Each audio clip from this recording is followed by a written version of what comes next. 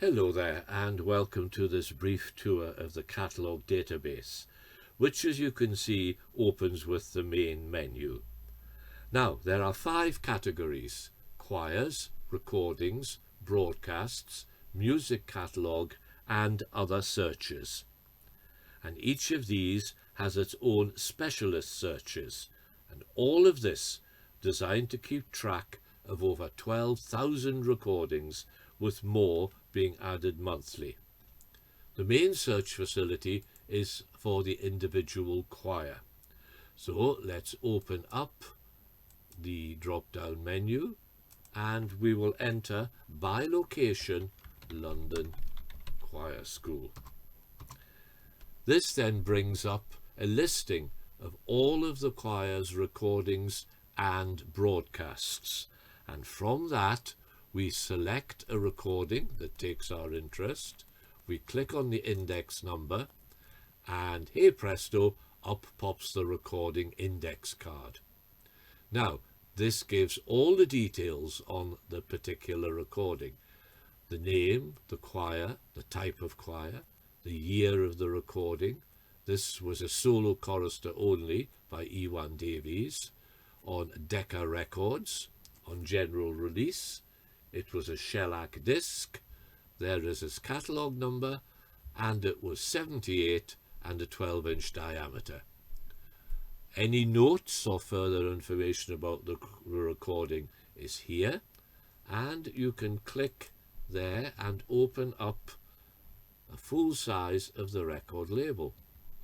You can also open a photograph of Ewan, who was still singing treble at 18 years old, and a rather splendid photograph of the choir about to depart on a trip to Canada and the USA. You can also open the PDF, and this gives you full details on Ewan and his career as a solo singer. Now you might say to yourself, what on earth was the London Choir School? Well, you simply click on the little box there next to its name, and this opens up a second card called the Choir Information Card. Now, every choir has one of these. Some are just very basic details, and some, like this, are much fuller details. Again, you have photographs which you can enlarge to full size. You've got various information there. You've got various PDFs. For instance, this one gives a full extent of the choir's history that I have written, and other useful bits of information. For instance, there's a picture of the choir's first ever school magazine. So lots of things about the choir, and as I say, every choir has its own information card. Now let's do one more recording just so you get an idea. And this time we are going to bring up Winchester College Chapel. Now you'll see why we open the box, because that shows all the related choirs, but this is the one we want. And up comes the main listing, which shows all their recordings, and the one that we are going to open up is this one here, which is a particular favorite of mine. And again, you can see it's got the title, the choir, the type of choir.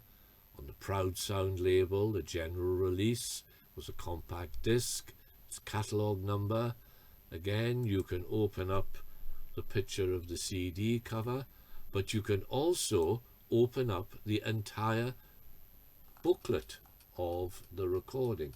Every single CD has had its booklet PDF'd and added into the database.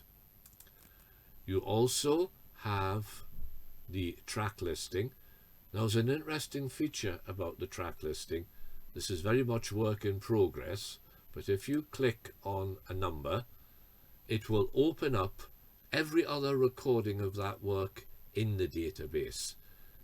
This is still probably about 2 years off being completed, but when it's finished, you'll be able to find every single work on every single recording in the database.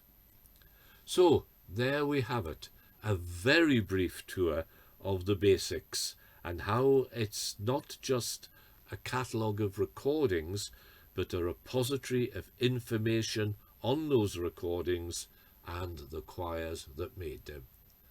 I do hope you've enjoyed this little tour, and thank you for listening. Bye-bye.